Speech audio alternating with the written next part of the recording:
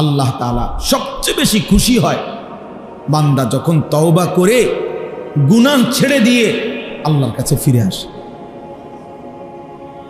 আর হাদিসে আছে, নবীজি বলেন, কোনো বান্দা যখন গুনাহ ছেড়ে দেয়, নাফরমানি ছেড়ে দেয়, তওবা করে আল্লাহর কাছে ফিরে আসে, সেজদা দেয়, গোলামি করে, আল্লাহর নাফরমানি ত্যাগ করে, খোদার কসম নবী বলে আল্লাহ তখন ফেরেশতাদেরকে বলে, আমার আসমান সাজিয়ে দাও, জান্নাত সাজিয়ে দাও। তো ফেরেশতারা আসমান সাজায়, জান্নাত সাজায়, আর বলে আল্লাহ আসমান কেন সাজাইলেন, জান্নাত কেন সাজাইলেন? তো আল্লাহ তাআলা বলে আসলাহাল আবদু মাওলাহু। আল্লাহ তখন বলে, শোনো ফেরেশতারা, আজকে এক গোলাম যে তার মনিব থেকে বহুদিন যাবৎ ভাইগা গেছিল, পলায়ন করছিল, আজকে সেই ভেগে যাওয়া পলায়নকৃত গোলাম তার মনিবের সাথে সম্পর্ক ঠিক করে নিছে। আমারে গোলাম বহুদিন আমারে সেজদা দেয় নাই, আমার হুকুম মানে নাই, আমার নাফরমানির উপরে ডুবা ছিল, ওই আমার থেকে দূরে সরে গেছিল। আজকে আমার সেই গোলাম, আমার সেই বান্দা, আমার থেকে যে ভেগে গেছিল, আমার ভেগে যাওয়া বান্দা আমি মালিকের সাথে তওবা করে সম্পর্ক ঠিক করে নিছি। আমি এই খুশিতে আসমান সাজিয়ে দিলাম, জান্নাত সাজিয়ে দিলাম। তাইলে আল্লাহ তাআলা সবচেয়ে বেশি খুশি হয় বান্দা যখন আল্লাহর দিকে ফিরে আসে। এজন্য হাদিসে আছে, আল্লাহর নবী সাল্লাল্লাহু আলাইহি ওয়াসাল্লাম বলেন, আকরাবু মা ইয়াকুনুল আবদু মির রাব্বিহি ওয়া হুয়া সাজিদ। নবীজি বলেন সাল্লাল্লাহু আলাইহি ওয়াসাল্লাম, বান্দা আল্লাহ তাআলার সবচেয়ে আকরাব, ঘনিষ্ঠ হয়, আল্লাহর সবচেয়ে ঘনিষ্ঠ হয় বান্দা কখন? নবীজি বলেন ওয়া হুয়া সাজিদ, বান্দা আল্লাহকে সেজদা করে। কখন? ওয়া হুয়া সাজিদ, যখন সে সেজদা। আমার শায়েখ আল্লামা মুফতি মুশতাকুর নবী সাহেব বলে, আল্লাহ যখন বান্দা যখন আল্লাহকে সেজদা করে, তো আল্লাহ মহব্বতে ওই বান্দার মাথায় পিঠে হাত বুলায় দেয়, আদর করে দেয়, আদর করে দেয়। আল্লাহ যেন বলে, বান্দা আমারে সেজদা দিলা, যাও বান্দা, খুশি হলাম, খুশি হলাম। এজন্য নামাজ যার কপালে জোটে না, তার কপালের উপরে লানত। যার কপালে সেজদা না, থু তো তোর কপালে, থু তোর কপাল, লানত তোর কপাল, লানত। তোর কপালে সেজদা জোটে না, তোরে আল্লাহ বানাইলই কেন? যার কপালে সেজদাই জোটে। এমন বলবেন যে আপনি হুজুর লানত দিলেন। হ বেটা, আল্লাহ লানত দিছে। ওয়া ইন্না আলাইকাল লা'নাতা ইলা ইয়াউমিদ্দিন। কোরআন শরীফে আল্লাহ বলছে, ইবলিস তুই আমারে সেজদা দিলি না, আজকে থেকে নিয়ে কিয়ামত পর্যন্ত তোর উপরে আমি আল্লাহর লানত। কোরআন শরীফের আয়াত। তাহলে ইবলিসের উপরে আল্লাহ এই লানতটা কেন দিছে? কথা বলেন না কেন? সেজদা দেয় না দেখি। সেজদা না করার কারণে তো কি দিছে? কয়দিনের লানত? একবার, একদিনের লানত, কিয়ামত পর্যন্তের জন্য। তাইলে একটি সেজদা না দিলে যদি কিয়ামত পর্যন্ত লানত দেয়, একদিনে 5 ওয়াক্ত নামাজে এক নাফরমান কতগুলো সেজদা ছুটে গেছে। ফজরের নামাজের 4 রাকাত নামাজে 8টা সেজদা, জোহরের যদি 10 রাকাতও ধরি 20টা সেজদা, আসরের যদি 4 রাকাতও ধরি 8টা সেজদা, মাগরিবের যদি 5 রাকাতও ধরি 10টা সেজদা, এশার নামাজের যদি 9 রাকাতও ধরি 18টা সেজদা। একদিনে তোর কয়টা সেজদা ছুটে গেল? তুমি কি পরিমাণ লানতের যোগ্য হলে, তুমি কি পরিমাণ অভিশপ্ত হলে। আল্লাহ আমাদেরকে বুঝ দান করে। এই জন্য প্রিয় ভাই, বাবা, আমি এই জন্য প্রথমেই বলে নিলাম, 10 জন হোক, 5 জন হোক, 50 জন হোক, এটা কোনো কথা না। এক আল্লাহর বান্দার ফিকিরও বলা দরকার, একজনের জন্য আল্লাহর কথা শোনানো দরকার, ইসলাহ দরকার, সংশোধন দরকার। এই বলতে বলতে, শুনতে শুনতে, বারবার বলতে বলতে বলতে বলতে ঠিক কখন কার পরিবর্তন হবে, ঠিক কখন কোন দিন কে বদলে যাবে, সেটা মূলত আল্লাহর ফয়সালা। আমাদের দায়িত্ব বলতে থাকা, শুনতে থাকা, আয়োজন করতে থাকা। মূলত ফয়সালা, হেদায়েত কে দিবে? এতদিন ধরে ওয়াজ করি, ওই মানুষ তো ভালো হয় না। না, মানুষ সবাই ভালোই যাইতেইব, এটা জরুরি না, আমার বলা জরুরি। হুজুরে যেমন 10 বছর ধরে মাহফিল করি, কই মানুষের তো কোনো পরিবর্তন দেখি না, এই জন্য আর মাহফিল করতাম না। তা আর মাহফিল না করলে 10 বছর, এবার যেহেতু 10 বছর করেও দেখছেন ভালো হয় না, তো না করলে 10 বছর তো ভালো হয়ে যাবে, ভালো হয়ে যাবে। আমার দায়িত্ব তো এটা না, আমার দায়িত্ব তো কয়জন হেদায়েত পাইলো না পাইলো এটার হিসাব করা আমার দায়িত্ব, আমার বলা দায়িত্ব, বলতে থাকা। আমার একবার দাউদকান্দিতে এক মসজিদের ইমাম সাহেব, বিশ্বাস করেন কত আমনের মতো বয়সী হবে, বয়স্ক মানুষ, ইমাম সাহেব আমারে জড়ায় ধরা একদিন আমারে বলতেছেন যে হুজুর আমি আজকে 26 বছর এই মসজিদে ইমামতি করি, অল্প কয়টা বেতন পাই। কয় যে হুজুর আমি আমার বিবি বাচ্চার কত আবদার জীবনে পূরণ করতে পারি নাই অভাবের কারণে, কাইন্দা দিছে। কয় যে হুজুর আমার আল্লাহ আমারে, আমি 26 বছর এই মসজিদের খেদমত করি, একই মসজিদে, ছোট একটা মসজিদ। বলতেছে হুজুর আমার আল্লাহ আমারে, আমাদের দুনিয়ার কোন স্বপ্ন, বাচ্চাদের আশা আকাঙ্ক্ষা কত কিছু পূরণ করতে পারি নাই অভাবের কারণে, আমার আল্লাহ আমারে আখিরাতে দিবনি। আমি কি বলতাম? আমি জড়াইয়া ধরে ওনারে অনেক কাঁদছি, কাইন্দা বললাম হুজুর আমি, বলেন কি? ইনশাআল্লাহ আল্লাহ আপনাকে এই পরিমাণ দেবে, সেদিন আপনি এবং আপনার পরিবার খুশিতে আনন্দে আত্মহারা হয়ে যান, আনন্দে আত্মহারা হয়ে যাবেন। আলেমে দ্বীন কখনো কারো উপার্জন মাসে 8,000 10,000 টাকা, আর ওই বেয়াদব সে নাকি নেতা। এই বেয়াদব পরিষ্কার বলতেছে, মুসলমান নারীদেরকে বলতেছে তোমরা মোল্লা মৌলবীর বাচ্চা পেটে নিবা না। এত বড় জানোয়ার মুসলমানের ঘরে জন্ম নিল কেমনে? এত বড় বেঈমান, কি পরিমাণ আশ্চর্য কথা, চিন্তা করে দেখেন। নারীর মর্যাদা, নারীর অধিকার, ওলামায়ে কেরাম এ ব্যাপারে কিচ্ছু বলে নাই, বলছে কোরআন সুন্নাহ বিরোধী। নারীর অধিকারের নামে যেই প্রস্তাবগুলো দেওয়া হয়েছে এগুলো প্রত্যাখ্যান করছে। কথা বলেন না কেন? ইসলাম বলছে বাবার মৃত্যুর পরে আপনার উত্তরাধিকার সম্পত্তি 2 বোন 1 ভাই, নাকি এটা আপনারা সবাই জানেন? এটা তো কোরআন শরীফের আয়াত। তো ওরা বলতেছে না, এটা সমান করতে হবে।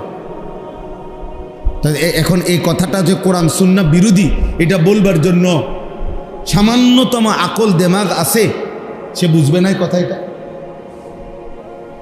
সেইটা বুঝবে। আপনি যদি বলেন যে এরকম করলো কেন, তা আপনি গোটা ইসলাম সব বুঝেন, কথা বলেন না কেন? আল্লাহর সব বিধান আমরা বুঝি, তো আল্লাহর ফয়সালা আমরা মানি না? আপনি কবরের আযাব বুঝেন, আপনি হাসরের আযাব বুঝেন? তো তাইলে আল্লাহ তাআলার প্রত্যেক কথা সত্য, সঠিক, যৌক্তিক, ইনসাফ। নবীজি বলছে আয় আল্লাহ আদলুন ফিয়া কাদাউক, আপনি আমার ব্যাপারে যার ব্যাপারে যেই ফয়সালা দিছেন এটাই ইনসাফ, এটাই সঠিক, এটাই আদল। আল্লাহ তাআলা বান্দার উপরে জুলুম করবে, আল্লাহ বান্দার ভালোটা বুঝবে না, আর এই নাফরমান কয়েকজন মহিলা বুঝবে?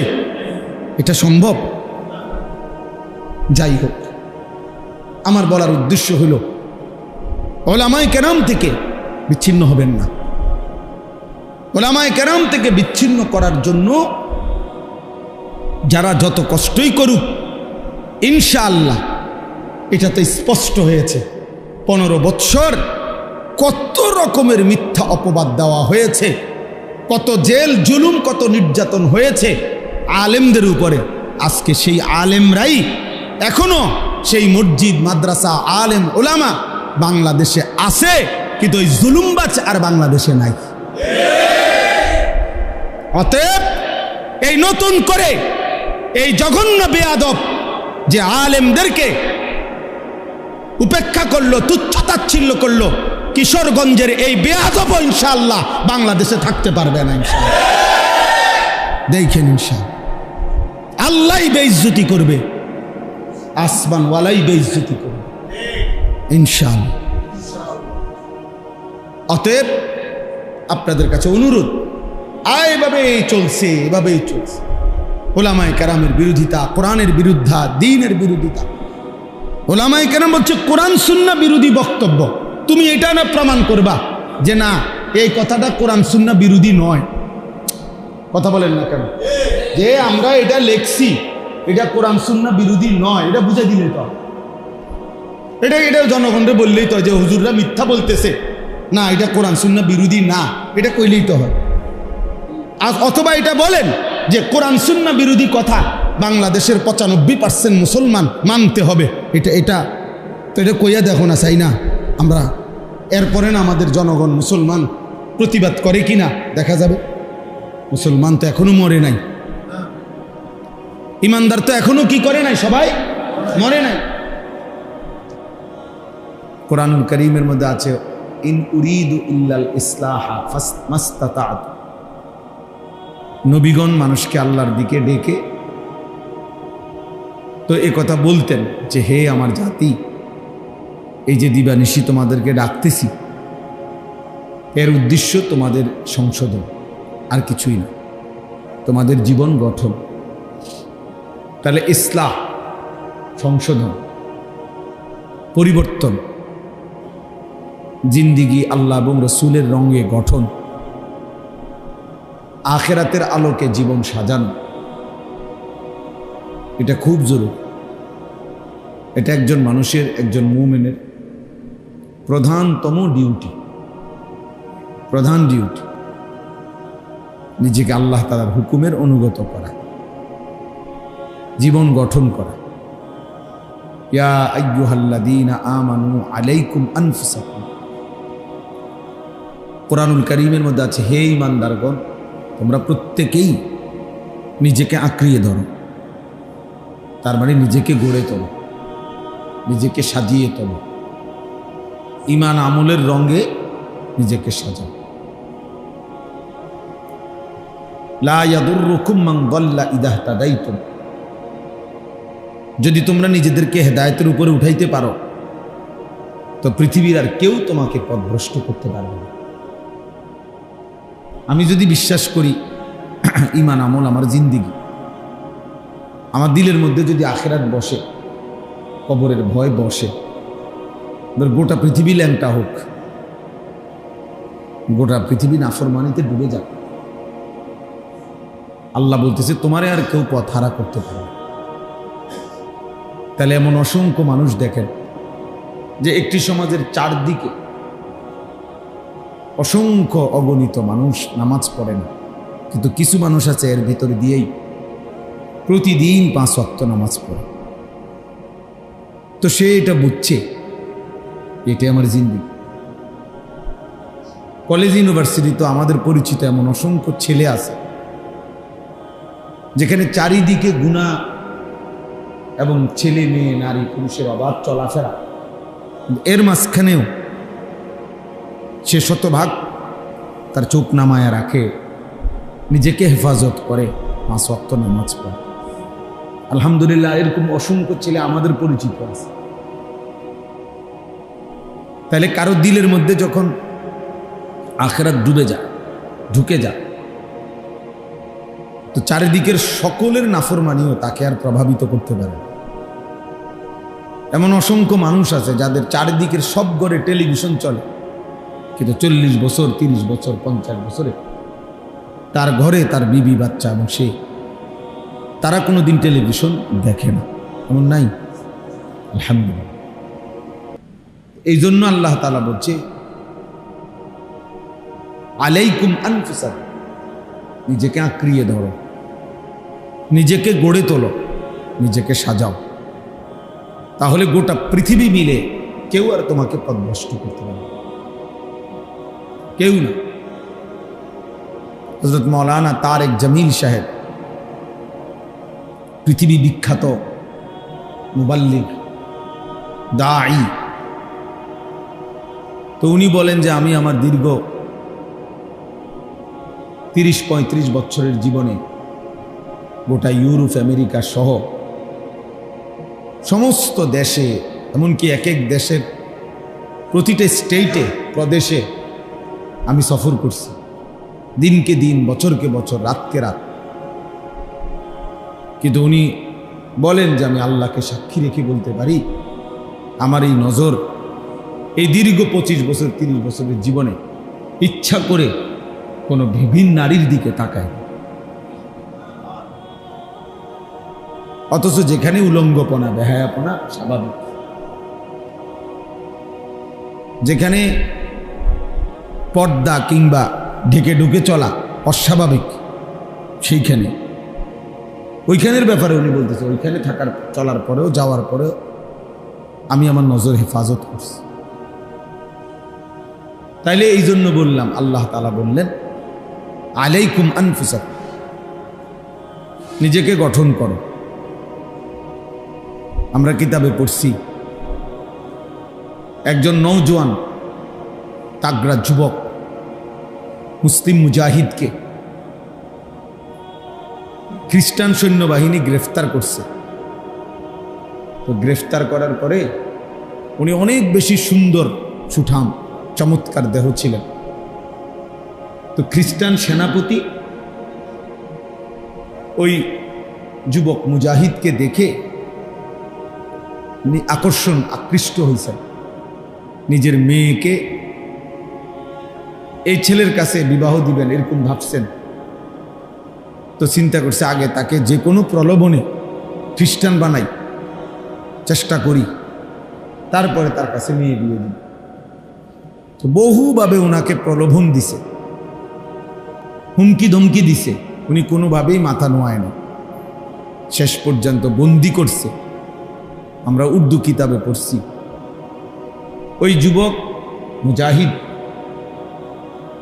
এবার ওনার কামরার মধ্যে ওই সেনাপতি তার সুন্দরী মেয়েকে একাকী দিয়ে দিছে, আর বলছে তুমি তোমার রূপ যৌবন দিয়ে যে কোনোভাবে তাকে গুনাহে বাধ্য করবা।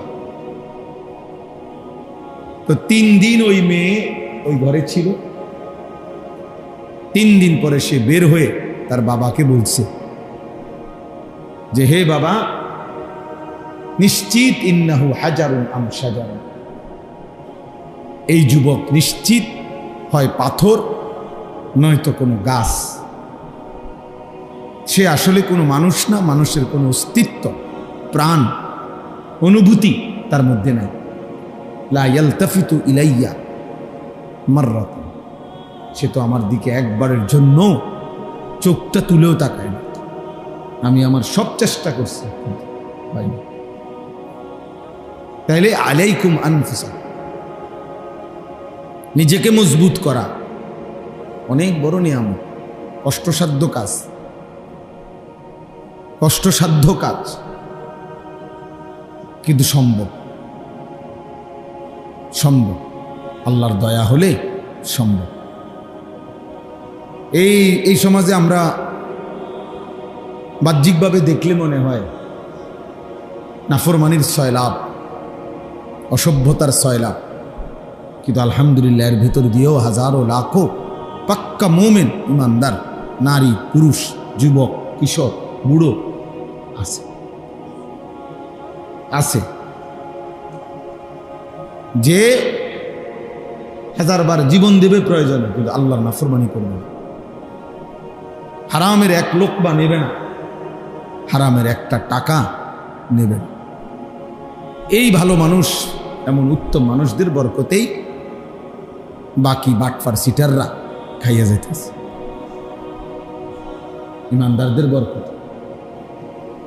কোরআনওয়ালাদের বরকত, দিনওয়ালাদের বরকত, আল্লাহকে সেজদা দেনওয়ালাদের বরকত। এটাই সত্য। এই পৃথিবী, আসমান এবং জমিন টিকে আছে আল্লাহ তাআলার নামের উপর, তাওহীদের উপর, লা ইলাহা ইল্লাল্লাহর উপর। যেদিন আল্লাহ এই নাম থাকবে না, তো সেদিন আসমান ও জমিন থাকবে। তাহলে আল্লাহর নামের উপরে কি টিকে আছে? আসমান ও জমিন টিকে আছে। তাওহীদের উপরে কায়নাত টিকে আছে। কোনো বাটপার, সিটার, সুদখোর, হারামখোর, কোনো বখাটে, দুশ্চরিত্র তাদের জন্য না। তারা ইমানদারদের উসিলায়, তারা প্রিয় বান্দাদের, আল্লাহর অনুগত বান্দাদের বরকতে ওরা খায়, ওরা চলে। এই জন্য বাপ, ইসলাহি মজলিস ছোট হোক, 10 জন হোক, 1 জন হোক, খুব দামি। কারণ নিজের পরিবর্তন, নিজের আখলাকের পরিবর্তন, নিজের জিন্দিগির পরিবর্তন, এই ফিকির আসা, গুনাহমুক্ত জীবন গঠন, আল্লাহর ইবাদতে অভ্যস্ত জীবন গঠন, এই কথা বিবেকে আসা, দিলের মধ্যে বসা অনেক বড় নিয়ামত। আমল তো কম বেশি পরে না করবেন, আগে তো দিলে বসতে হবে এই কথা যে আমার আল্লাহকে মানা উচিত, আমার গুনাহ ছেড়ে দেওয়া উচিত, আমার আল্লাহর আদেশ পালন করা উচিত। হাজারো লাখো যুবক, কিশোর, নারী, পুরুষ 30 বছরেও 40 বছরেও নাফরমান, তো এটা বুঝেও না যে এটা গুনাহ, সে এটা ভাবেও না। আজকে 30 বছর টানা প্রতিদিন এক তালে সুদ খায়, এই হারাম করে তো জানেই না এটা গুনাহ। 30 বছর ধরে প্রতিদিন ব্যবসা করে, প্রতিদিন ওজনে কম, প্রত্যেক দিন মিশা কথা কয়। এই বেঈমানে তো জানেই না, এই নাফরমান তো জানেই না এটা গুনাহ, সে তো এটা কি বোঝেই না, তার কলিজার ভিতরে তো না। কোনো দিন 1 বছর 2 বছর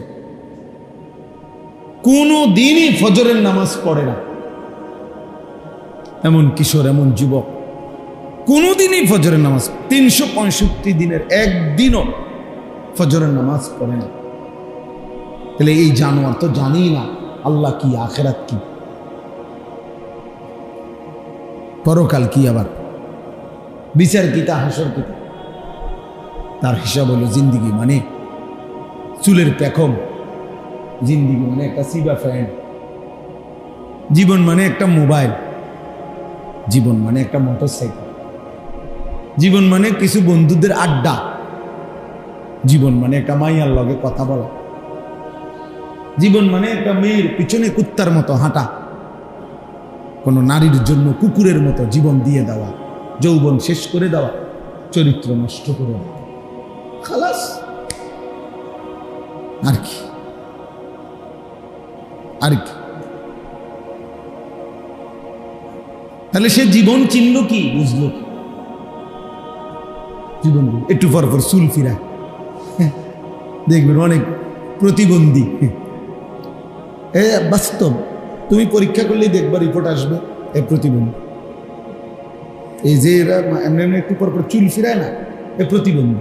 কারণ তুমি নিজেই জানো এটা সামনে গেলা, তো আবার এটা ফিরাও কা, এটা বারবার যেহেতু তোমার ডিস্টার্ব করে, তো এটা কাটো না কেন? একটা যুক্তি তো থাকবে যে আমি একটা জিনিস আমার বারবার প্যারেশান, বিরক্ত লাগতে আছে, আমি এটা সরামু না। তাহলে সে নিজেই এটা আসে, নিজেই ফিরা, নিজেই ফিরা, সারাদিন তার একটা হাত চুল ঠিক করে নিয়ে ব্যস্ত। তবে অসুস্থ না, এটা প্রতিবন্ধী না, তার সিরা মানসিক সমস্যা তার। পৃথিবীর কেউ বেটা, কম করে বলি বেটা, গোটা পৃথিবীর কেউ কোনোদিন, কোনো বেঈমানে কোনোদিন বলে নাই যে পুরুষের মাথার চুলের মধ্যে সৌন্দর্যের কিছু আছে আলাদা, বা এটা নিয়ে আলাদা সৌন্দর্যের কোনো প্যারেশানি পৃথিবীতে নেই। কোনো পাগলও বলে নাই, কোনো বেঈমানে বলেন তোমগরে কিছু বেঈমানে হয়তো ভুল বুঝাইছে। চুলের উপরে যদি কোনো যত্ন সৌন্দর্যের কিছু হয় তা নারীর সৌন্দর্য চুলের মধ্যে। পুরুষ চুল নিয়ে ব্যস্ত থাকবে, এটা এক ধরনের মেয়েলি স্বভাব ছাড়া, বেডিত্বে স্বভাব ছাড়া আর কিচ্ছু হইতে পারে।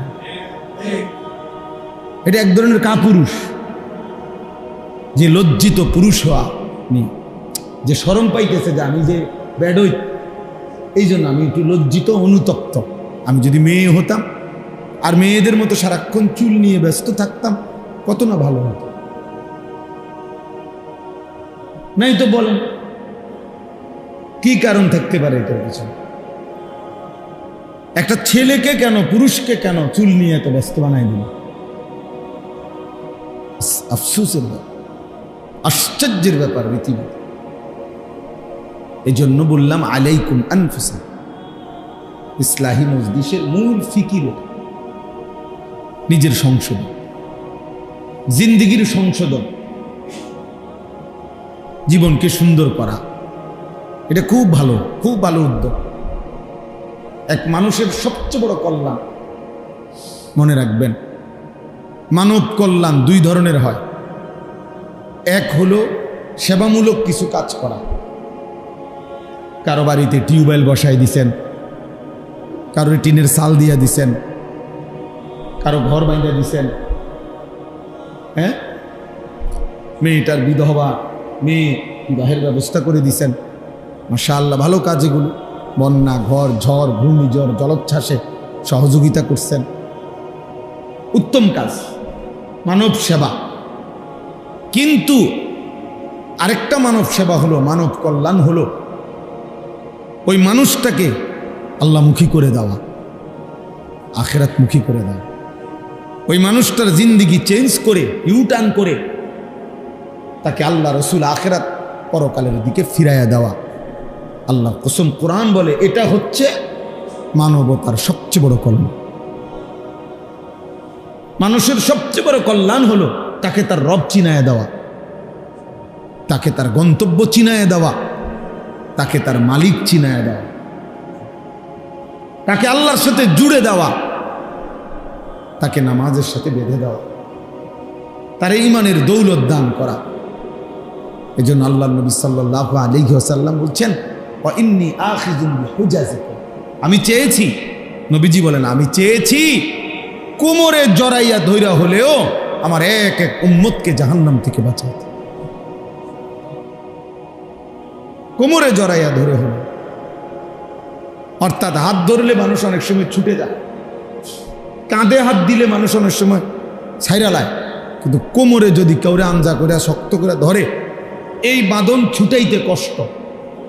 যেন নবীজি বলেন, আমি চেয়েছি আমার এক এক উম্মতকে কোমরে জড়িয়ে ধরে হলেও জাহান্নামের আগুন থেকে বাঁচাতে।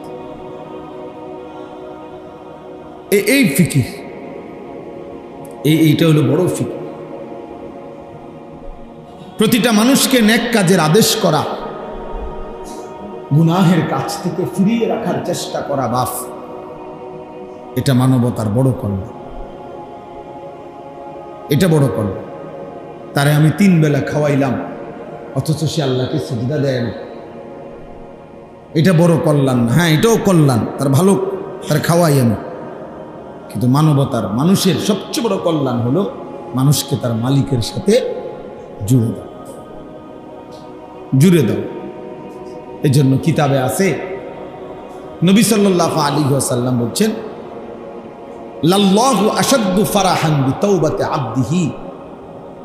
আল্লাহ তাআলা সবচেয়ে বেশি খুশি হয় বান্দা যখন তওবা করে গুনাহ ছেড়ে দিয়ে আল্লাহর কাছে ফিরে আসে।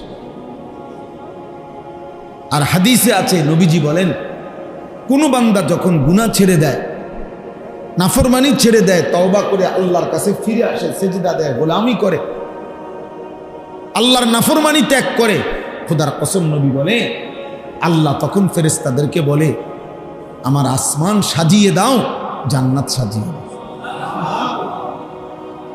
তো ফেরেশতারা আসমান সাজায়, জান্নাত সাজায়, আর বলে আল্লাহ আসমান কেন সাজাইলেন, জান্নাত কেন সাজাইলেন? তো আল্লাহ তাআলা বলে আসলাহাল আবদু মাওলাহু। আল্লাহ তখন বলে শোনো ফেরেশতারা, আজকে এক গোলাম যে তার মনিব থেকে বহুদিন যাবৎ ভাইগা গেছিল, পলায়ন করছিল, আজকে সেই ভেগে যাওয়া পলায়ন কৃত গোলাম তার মনিবের সাথে সম্পর্ক ঠিক করে নিছে। আমার এক গোলাম বহুদিন আমারে সেজদা দেয় নাই, আমার হুকুম মানে নাই, আমার নাফরমানির উপরে ডুবা ছিল, ওই আমার থেকে দূরে সরে গেছিল। আজকে আমার সেই গোলাম, আমার সেই বান্দা, আমার থেকে যে ভেগে গেছিল, আমার ভেগে যাওয়া বান্দা আমি মালিকের সাথে তওবা করে সম্পর্ক ঠিক করে নিছি। আমি এই খুশিতে আসমান সাজিয়ে দিলাম, জান্নাত সাজিয়ে দিলাম। তাইলে আল্লাহ তাআলা সবচেয়ে বেশি খুশি হয় বান্দা যখন আল্লাহর দিকে ফিরে আসে। এজন্য হাদিসে আছে, আল্লাহ নবী সাল্লাল্লাহু আলাইহি ওয়াসাল্লাম বলেন, আকরাবু মা ইয়াকুনুল আবদু মির রাব্বিহি ওয়া হুয়া সাজিদ। নবীজি বলেন সাল্লাল্লাহু আলাইহি ওয়াসাল্লাম, বান্দা আল্লাহ তাআলার সবচেয়ে আকরাব, ঘনিষ্ঠ হয়, আল্লাহর সবচেয়ে ঘনিষ্ঠ হয় বান্দা কখন? নবীজি বলেন ওয়া হুয়া সাজিদ, বান্দা আল্লাহকে সেজদা করে। কখন? ওয়া হুয়া সাজিদ, যখন সে সেজদা।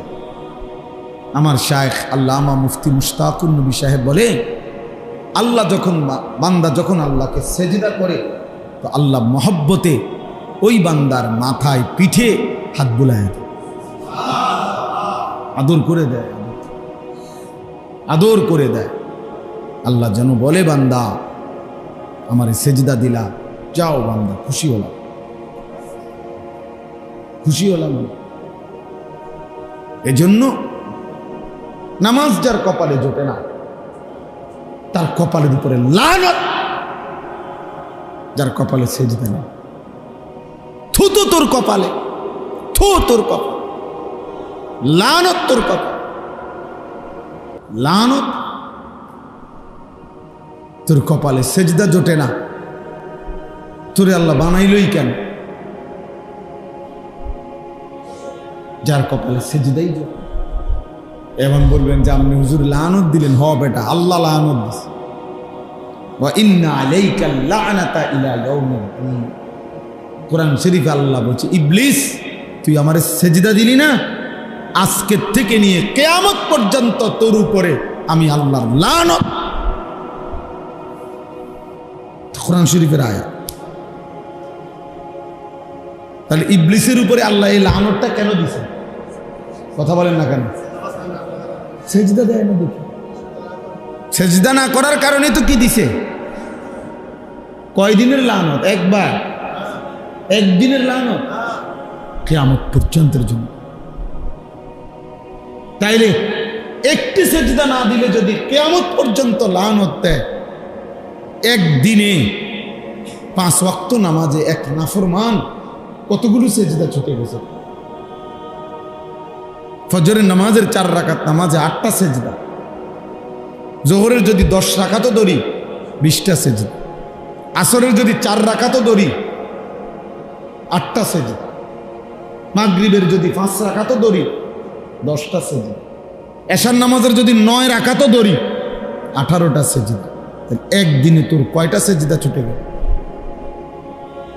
তুমি কি পরিমাণ লানতের যোগ্য হইলা? তুমি কি পরিমাণ অভিশপ্ত হইলা? আল্লাহ আমাদেরকে বুঝ দান করে। এই জন্য প্রিয় ভাই বাবা, আমি এই জন্য প্রথমেই বলে নিলাম, 10 জন হোক, 5 জন হোক, 50 জন হোক, এটা কোনো কথা না। এক আল্লাহর বান্দার ফিকিরও বলা দরকার।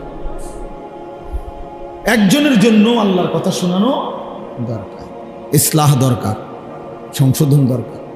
এই বলতে বলতে, শুনতে শুনতে, বারবার বলতে বলতে বলতে বলতে ঠিক কখন কার পরিবর্তন হবে, ঠিক কখন কোন দিন কে বদলে যাবে, সেটা মূলত আল্লাহর ফয়সালা। আমাদের দায়িত্ব বলতে থাকা, শুনতে থাকা, আয়োজন করতে থাকা। মূলত ফায়সালা হেদায়েত কে দিবে? এতদিন ধরে ওয়াজ করি, কোন মানুষ তো ভালো হয় না। না, মানুষ সবাই ভালোই যাইতে হইব, এটা জরুরি না, আমার বলা জরুরি। হুজুরে যেমন 10 বছর ধরে মাহফিল করি, কই মানুষের তো কোনো পরিবর্তন দেখি না, এই জন্য আর মাহফিল করতাম না। তো আর মাহফিল না করলে 10 বছর, এবার যেহেতু 10 বছর করেও দেখছেন ভালো হয় না, তো না করলে 10 বছর তো ভালো হয়ে যাবে। হ্যাঁ, ভালো হয়ে যাবে। আমার দায়িত্ব তো এটা না। আমার দায়িত্ব তো কয়জন হেদায়েত পাইলো না পাইলো এটার হিসাব করা আমার দায়িত্ব, আমার বলা দায়িত্ব, বলতে থাকা। এই জন্য আপনারা রাসেল ভাই সহ আমারে বলছে, আমি ডেট দিছি, বাকিরাও আমি হয়তো সবাইকে চেহারা তো চিনি আলহামদুলিল্লাহ। আপনাদের এই হিলফুল ফুজুল নামে আপনাদের এই আয়োজন আপনারা ধারাবাহিক করবেন, ধারাবাহিক।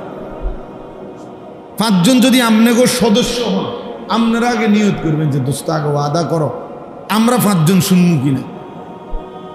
যদি বলেন তো 5 জন, তো হুজুরে কইয়া লইলেন আগে যে হুজুর আমরা সদস্য হইলাম 30 জন, বা আমরা 10 জন নিয়ত করছি পাক্কা যে আমরা ওয়াজ শুনবো।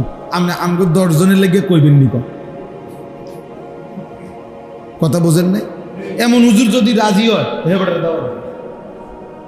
বললাম লোক হইব 10 জন, আর যদি বেশি হয় আলহামদুলিল্লাহ, আর না হইলে আমরা 10 জনের বুঝ দিব। আপনি 10 জনরে বলবেন, আপনি 5 জনরে বলবেন, একজনকে বলবেন। আল্লাহ আমাদেরকে তৌফিক দান করে। এই হিলফুল ফুজুল এটা নবীজি সাল্লাল্লাহু আলাইহি ওয়াসাল্লামের জন্মেরও আগের সংগঠন, আরবের একটি সংগঠনের নাম মূলত। অর্থাৎ আরবের মধ্যে ফজল নামে, একই নামে 3 ব্যক্তি ছিল, 3 জন ব্যক্তি ফজল নাম, 3 জনের নামে ফজল। এই 3 জন ব্যক্তি একই নামের, ওনারা একসাথে অঙ্গীকার করছিল। হিলফুন মানে হলো ওয়াদা, অঙ্গীকার, শপথ। আর এই ফুজুল মানে হলো ফজল নামের 3 জন, বুঝছেন? এটা কিন্তু অনেকখানি এই সংগঠনের নাম আছে, দেখেন না, এই জন্য বলতেছি আর কি, সবার ভালো হইল। অর্থাৎ এই একই নামের 3 জন ব্যক্তি ফজল নামের, ওনারা মক্কায় একদিন সিদ্ধান্ত নিছে, শপথ করছে যে আমরা আমাদের এই মক্কায় আমরা সর্বাত্মক চেষ্টা করব এখানে যেন কারো উপরে কোনো জুলুম, ছিনতাই, কারো উপরে যেন অন্যায় না হয়, কেউ কারো উপরে যেন জুলুম করতে না পারে। আমরা মজলুমের পক্ষে, দুর্বলের পক্ষে আমরা সমর্থন করব, সহযোগিতা করব, সাহায্য করব, জালেমকে প্রতিহত করতে চেষ্টা করব, মজলুমের কল্যাণ করব, দুস্থ অসহায়ের কল্যাণ করব। এই একটা শপথ নিয়ে ওনারা কাজ শুরু করছিলেন। পরবর্তীতে বহু মানুষ এর সাথে যোগ হয়েছে এবং খোদ নবুয়ত পূর্ব মানে 40 বছরের আগেই আমাদের নবী সাল্লাল্লাহু আলাইহি ওয়াসাল্লামও এই ইনাদের এই হিলফুল ফুজুলের সাথে সক্রিয়ভাবে অংশগ্রহণ করছে। বুঝছেন না কথা?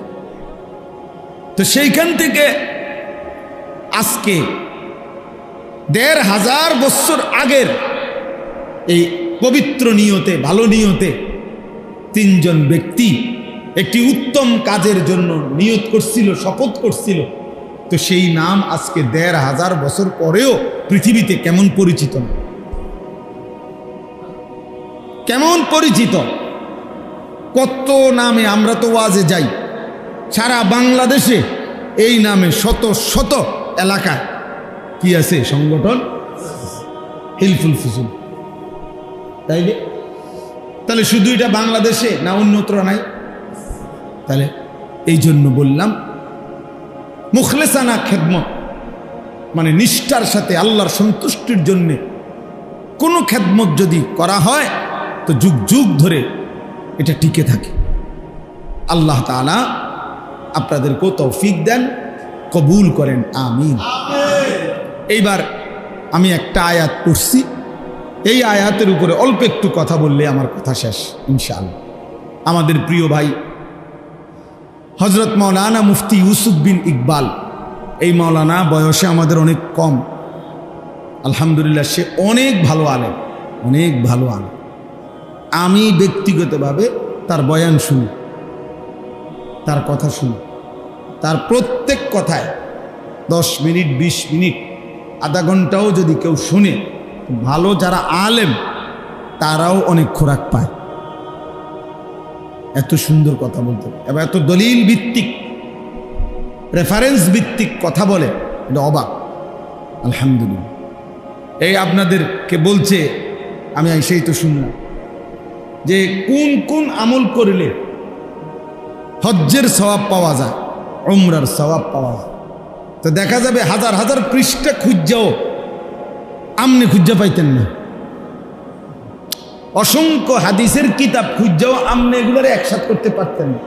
কিন্তু আলহামদুলিল্লাহ ওলামায়ে কেরাম আপনাদের কাছে যুগ যুগ ধরে আলেমরা পুরা কোরআন, পুরা হাদিস, পুরা দ্বীনকে একসাথ করে গবেষণা করে যুগে যুগে উম্মতের সামনে, উম্মতের ওলামায়ে কেরামরা মানুষের জীবন চলার দিক নির্দেশনা, আখিরাতমুখী কল্যাণমুখী দিক নির্দেশনা দিয়ে যাচ্ছে। এটা ওলামায়ে কেরামেরই একমাত্র খেদমত, যেটা এই পৃথিবীর আর কেউ করতে পারেও নাই, পারবেও না, কেউ পারবে না। কোনো জেনারেল শিক্ষিত ব্যক্তি পুরা কোরআন সামনে নিয়ে, নবীজির সমস্ত হাদিসকে সামনে নিয়ে পূর্বাপর সমস্ত কিছু বিশ্লেষণ করে উম্মতকে সঠিক দিক নির্দেশনা দেওয়া, এটা একমাত্র ওলামায়ে কেরামেরই বৈশিষ্ট্য। এটা ওলামায়ে কেরামেরই বৈশিষ্ট্য, বিশ্বাস করে। এজন্য ওলামায়ে কেরাম থেকে বিচ্ছিন্ন হওয়া, ওলামায়ে কেরাম থেকে বিচ্যুত হওয়া, ওই মানুষগুলো, ওই ব্যক্তিগুলো নিশ্চিত মনে রাখবেন ওরা সঠিক রাস্তা, গন্তব্য, মঞ্জিল পাবে না, মাঝখানে কোথাও না কোথাও হোঁচট খাইয়া পড়ে যাবে, পড়ে যাবে। প্রত্যেক সময়ে মনে রাখবেন, সর্বসময়ে কিছু মানুষ, কিছু ব্যক্তি, কিছু গোষ্ঠী প্রকাশ্যে কিংবা গোপনে সর্বদাই তৎপর থাকে, যারা ওলামায়ে কেরামের বিরোধিতা করার জন্য সচেষ্ট।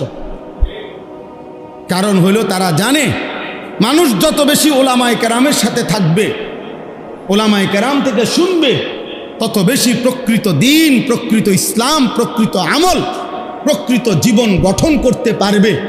আর জীবন যদি সুন্দর হয়ে যায়, ঈমান আমলের উপরে উঠে যায়, মানুষ যদি অন্যায়, অশ্লীলতা, বেহায়াপনা, অসভ্যতা, নোংরামি, হারাম, অবৈধ উপার্জন এগুলা যদি ওলামায়ে কেরামের বরকতে ছেড়ে দেয়, তাহলে মুনাফিক যারা, বেঈমান যারা, নামধারী ছদ্মবেশী মুসলমানের দুশ্মন যারা, তাদের লস, তাদের লস।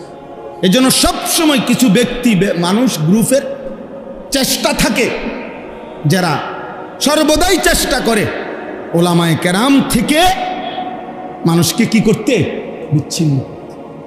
হ্যাঁ, আপনার নারী সংস্কার কমিশন, যেটা নিয়ে সারা বাংলাদেশ প্রতিবাদ করছে, বাংলাদেশের ওলামায়ে কেরাম সহ ন্যূনতম ঈমান আছে, আমল আছে এমন বিবেকবান মুসলমান নারী পুরুষ প্রত্যেকেই বলছে যে কোরআন সুন্নাহ বিরোধী। এখানে অসংখ্য ধারা প্রতিবেদনে লিখছে তারা, যেটা প্রকাশ্যে আল্লাহর কোরআন বিরোধী, রসুলের সুন্নাহ বিরোধী, এটা স্পষ্ট বলছে। ওলামায়ে কেরামও দেখায় দিছে, সাধারণ বিবেকবান মুসলমান, ইমানদার মুসলমানও এটা দেখছে, শুনছে, জানে। কিন্তু অল্প কিছু নারী, নারী নামের কলঙ্ক, এরা আপনার গোটা জাতিকে বিদ্রুপ করে ওলামায়ে কেরাম এবং ইসলাম এবং ধর্মের বিরোধিতা করে তারা ধর্ম, আলেমদের বক্তব্য, কোরআন সুন্নাহর বক্তব্য সব কিছুকে প্রত্যাখ্যান করে তাদের দাবি যে নারীর অধিকার, মর্যাদা, তারা যা বলে, তারা যা চায়, নারী যা বলবে, নারী যা চাইবে, সেই অধিকারে তাকে দিতে হবে। তাদের বক্তব্য নেই। আর তাদের পক্ষে সমর্থন করে এমন কিছু নামধারী মুখোশধারী মুসলমান আছে, নাউজুবিল্লাহ। 2 দিন হয় বাংলাদেশের কিশোরগঞ্জের একজন নেতা, পুরান নেতা, বুড়া নেতা, এই পর্যন্ত কয়েকবার ডিগবাজি দিছে, দল বদলাইছে, এই পর্যন্ত বহু দল বদলাইয়া তাইলে প্রকাশ্যে টকশোতে আপনার 2 দিন আগে এই অসভ্য বেয়াদব প্রকাশ্যে সারা পৃথিবীকে সামনে রেখে ওলামায়ে কেরামকে তুচ্ছ তাচ্ছিল্য এবং ব্যঙ্গ বিদ্রুপ করেছে।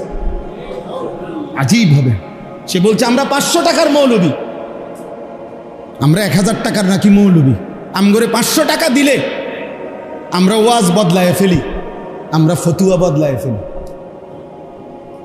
নারীদেরকে বলছে তোমরা এই মোল্লাদের সন্তান পেটে ধারণ করবা না।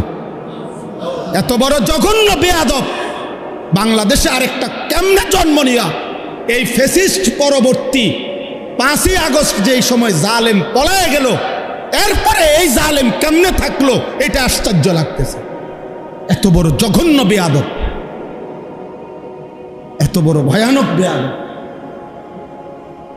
বয়স্ক মানুষ, বয়স 60 বছরের কম হবে না, সে একেবারে সে বলতেছে মোল্লাদের ইসলামের মধ্যে কোনো মোল্লাতন্ত্র নাই, ইসলামে এক জিনিস, মোল্লাতন্ত্র আরেক জিনিস। মানে আমরা মোল্লারা হইলাম এক জিনিস, ইসলাম আরেক জিনিস। তুই কি কইলি পাগল, কি কইলি তুই? হ্যাঁ কি বললা, এটা কথা হইল? এই জন্য ওলামায়ে কেরাম এটার তীব্র প্রতিবাদ করেছে। এমন জঘন্য বেয়াদব যেই দল লালন করে তাদের ভবিষ্যৎ খুব ভালো হবে না, ভবিষ্যৎ ভালো হবে না। এই নাফরমান ওলামা বিদ্বেষী, আলেম বিদ্বেষী, সে নিজেকেও ডুবাবে, তার দলটাকেও ডুবাবে শেষ পর্যন্ত। আশ্চর্য। এজন্য ভাইয়া একজন হলেও মনে রাখবেন, উম্মতকে ওলামাদের থেকে, সর্বশ্রেণীর মুসলমানকে, মানুষকে আলেমে দ্বীন থেকে বঞ্চিত করার যেই কোনো ষড়যন্ত্র, যেই কোনো চেষ্টা, এটা আমরা ঘৃণা ভরে প্রত্যাখ্যান করা দরকার। এই জন্য আপনাদের কাছে আমার অনুরোধ রইল, ওলামায়ে কেরাম যুগ যুগ ধরে আপনাদের কাছে দ্বীন পেশ করে, আল্লাহর কোরআন পেশ করে, রাসূলের সুন্নাহ পেশ করে। কয় টাকা উপার্জন আপনারা বলেন ইনসাফ করে? একজন মসজিদের ইমাম, একজন মসজিদের মুয়াজ্জিন, একজন মাদ্রাসার উস্তাদ, কয় টাকা উপার্জন তার? সামান্য কয় টাকা দিয়ে দিনের পর দিন। আমার একবার দাউদকান্দিতে এক মসজিদের ইমাম সাহেব, বিশ্বাস করেন কত আমনের মতো বয়সী হবে, বয়স্ক মানুষ, ইমাম সাহেব আমারে জড়ায় ধরা একদিন আমারে বলতেছেন যে হুজুর আমি আজকে 26 বছর এই মসজিদে ইমামতি করি, অল্প কয়টা বেতন পাই। কয় যে হুজুর আমি আমার বিবি বাচ্চার কত আবদার জীবনে পূরণ করতে পারি নাই অভাবের কারণে, কাইন্দা দিছে। কয় যে হুজুর আমার আল্লাহ আমারে, আমি 26 বছর এই মসজিদের খেদমত করি, একই মসজিদে, ছোট একটা মসজিদ। বলতেছে হুজুর আমার আল্লাহ আমারে, আমার তো দুনিয়ার কোনো স্বপ্ন, বাচ্চাদের আশা আকাঙ্ক্ষা কত কিছু পূরণ করতে পারি নাই অভাবের কারণে, আমার আল্লাহ আমারে আখিরাতে দিবনি। আমি কি বলতাম? আমি জড়াইয়া ধরে ওনারে অনেক কাঁদছি, কাইন্দা বললাম হুজুর আমি, বলেন কি? ইনশাআল্লাহ আল্লাহ আপনাকে এই পরিমাণ দেবে, সেদিন আপনি এবং আপনার পরিবার খুশিতে আনন্দে আত্মহারা হয়ে যান, আনন্দে আত্মহারা হয়ে যাবেন। আলেমে দ্বীন কখনো কারো উপার্জন মাসে 8,000 10,000 টাকা, আর ওই বেয়াদব সে নাকি নেতা। এই বেয়াদব পরিষ্কার বলতেছে, মুসলমান নারীদেরকে বলতেছে তোমরা মোল্লা মৌলবীর বাচ্চা পেটে নিবা না। এত বড় জানোয়ার মুসলমানের ঘরে জন্ম নিল কেমনে? এত বড় বেঈমান, কি পরিমাণ আশ্চর্য কথা, চিন্তা করে দেখেন। নারীর মর্যাদা, নারীর অধিকার, উলামায়ে কেরাম এ ব্যাপারে কিচ্ছু বলে নাই, বলছে কোরআন সুন্নাহ বিরোধী।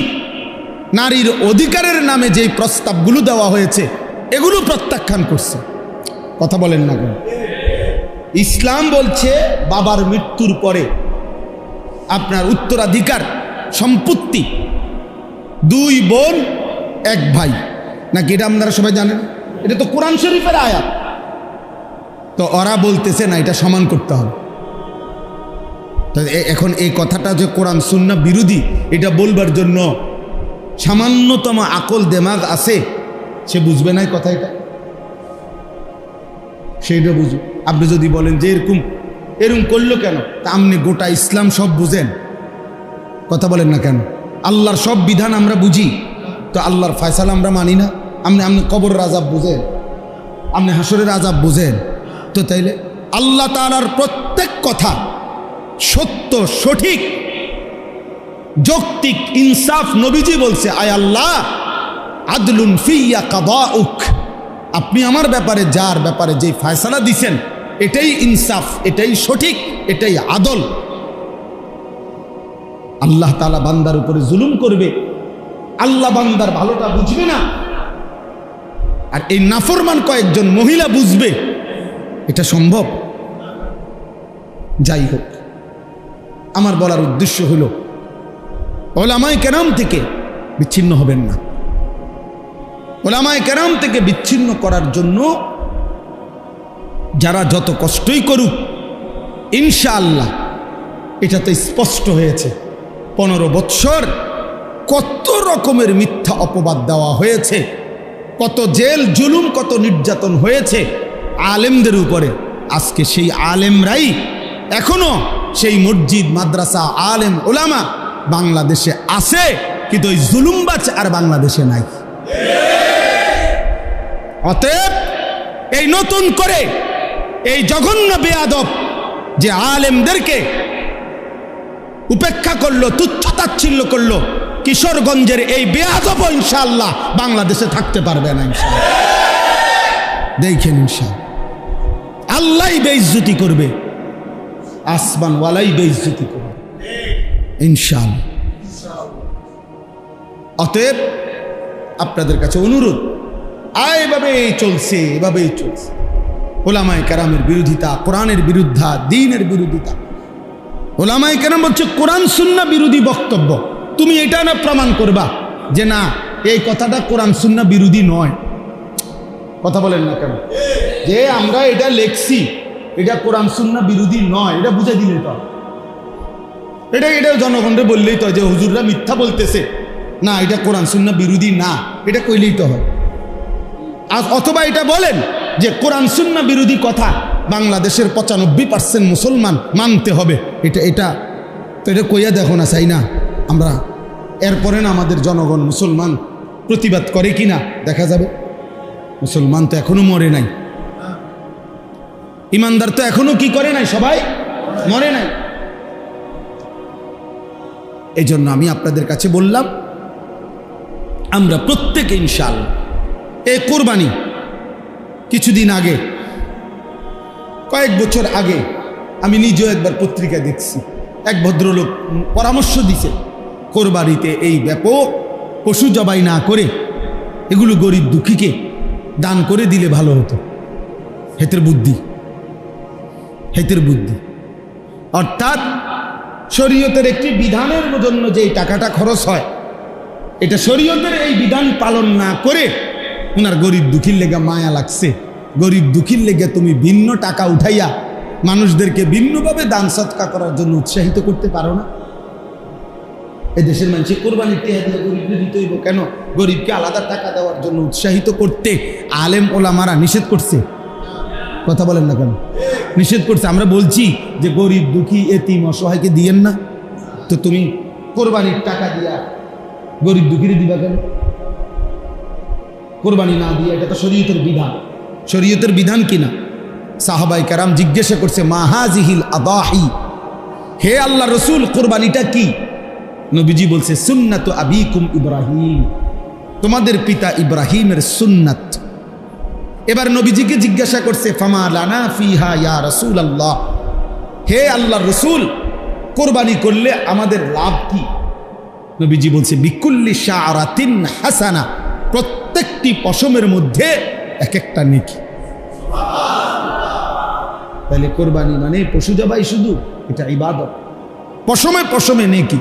আচ্ছা, আরো শুনেন, নবীজি সাল্লাল্লাহু আলাইহি সাল্লাম বলেন, মা আমিলা আদমিন মিন আমালে ইয়াউমিন নাহার আহাব্বা ইলাল্লাহ মিন ইহরাকিদ দাম।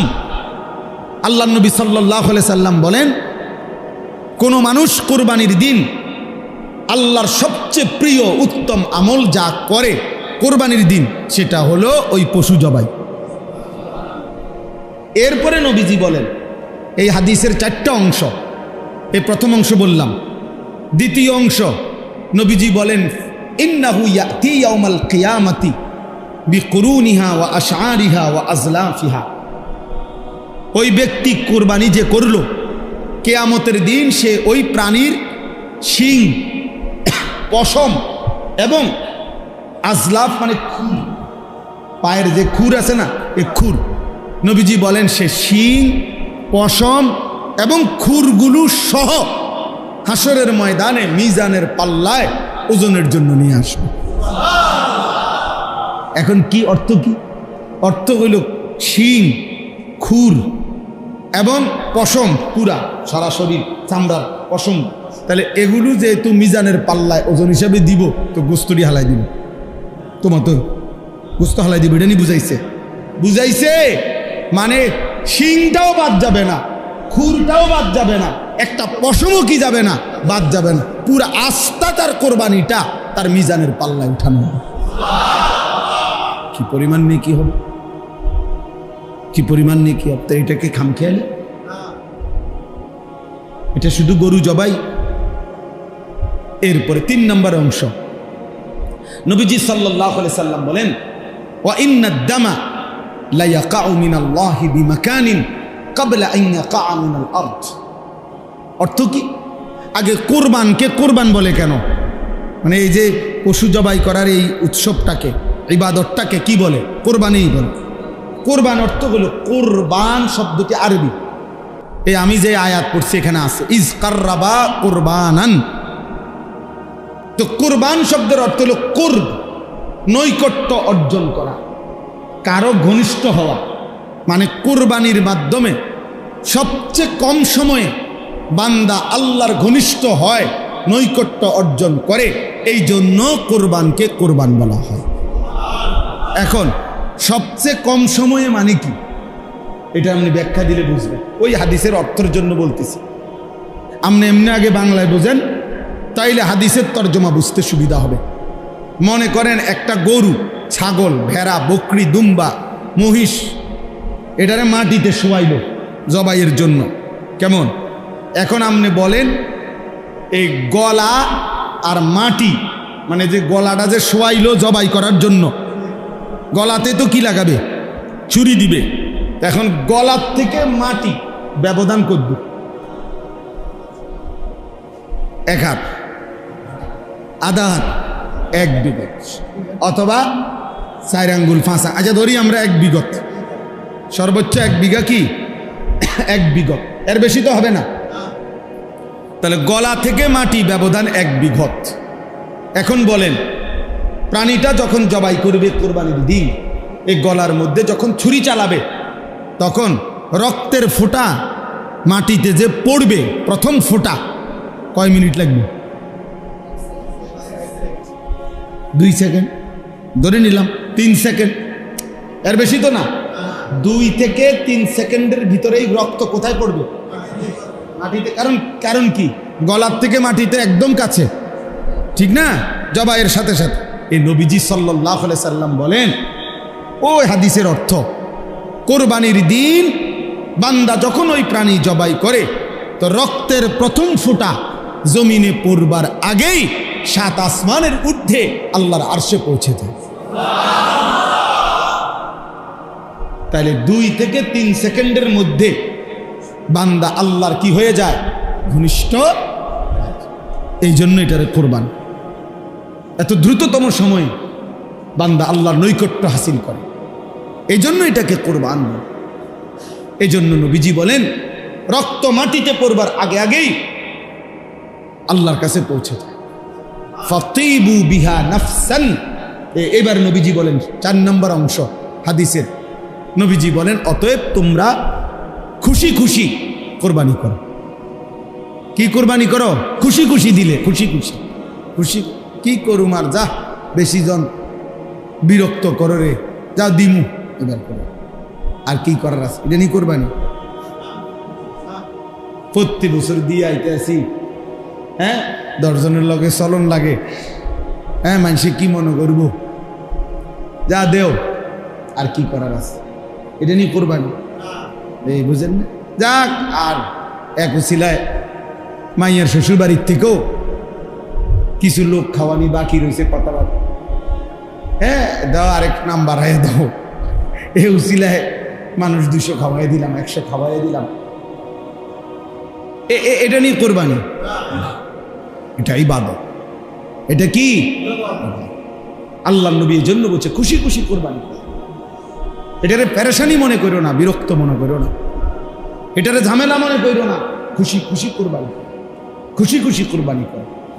অতএব এবার আমার কথার সমাপ্তি।